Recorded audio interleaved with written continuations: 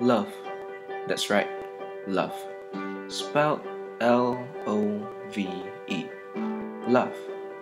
How can one word, one simple four-lettered word, bring about a flurry of emotions, attractions, descriptions, and 1,000,001 Hollywood movies, with yet another million songs and poems? Crazy, ain't it? I guess in a nutshell, that's what love kinda really is. Crazy. And besides, people only ever do crazy things when they're in love. But hey, let's not get ahead of ourselves. My mind's all jumpy. After all, today's a big day for us, where we reach the later pages in this story we wrote. But like all stories, this one has a start, a middle, and an end. So here, have a look at this start, at our beginning. It's funny, thinking back now, a daily occurrence as insignificant as what you are about to see caused this journey that was painted with sunsets and hinted with the clouds from sides.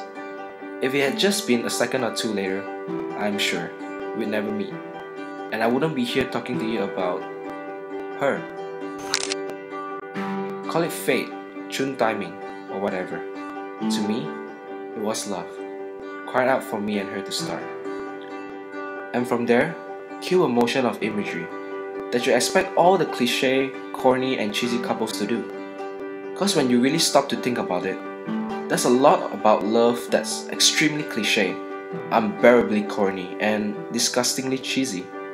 And I wouldn't have had it any other way.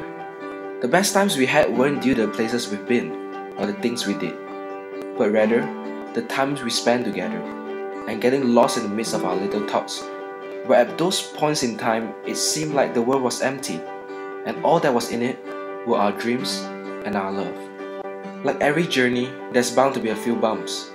The challenge lies not in dealing with the bumps, but learning to roll with them, expecting them, and knowing it all comes part and parcel on this path. And as time passes and seasons change, our love grew in time. So much so that if I stopped to even think, to gather my thoughts, there was not one moment where I could imagine life without her. I didn't just love her, I needed her. And obviously, we all know what happens next.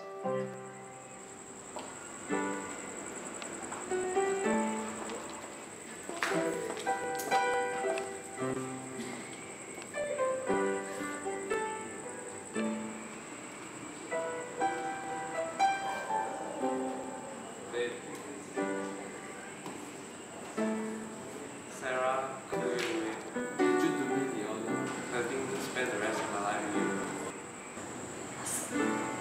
Wait, on one condition. What is it?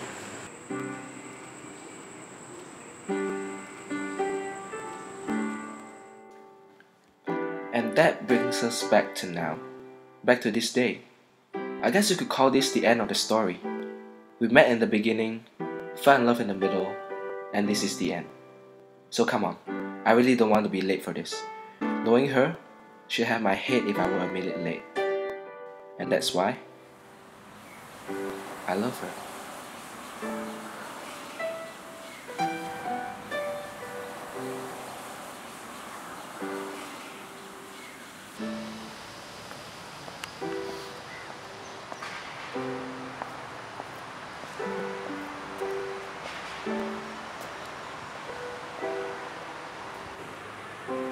Hey there, it's me again.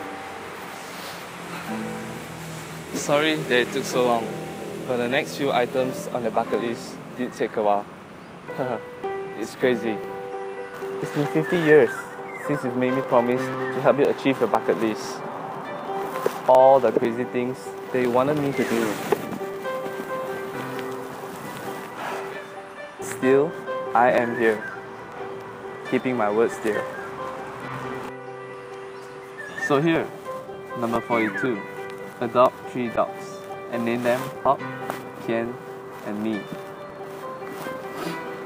Number 12, learn and master the latte art. Number 16, run the Cambridge Marathon. And number 32, skydive. There's this one line by Hemingway. It said, "There's no lonelier man in death, except the suicide, than that man who has lived many years with a good wife and then outlived her. If two people love each other, there can be no happy end to it. But to me, this is my happy ending. To help her live a dream for her. She may not be with me side by side, but like love, like the wind, I can still feel her, next to me, smiling, every day, only and forever."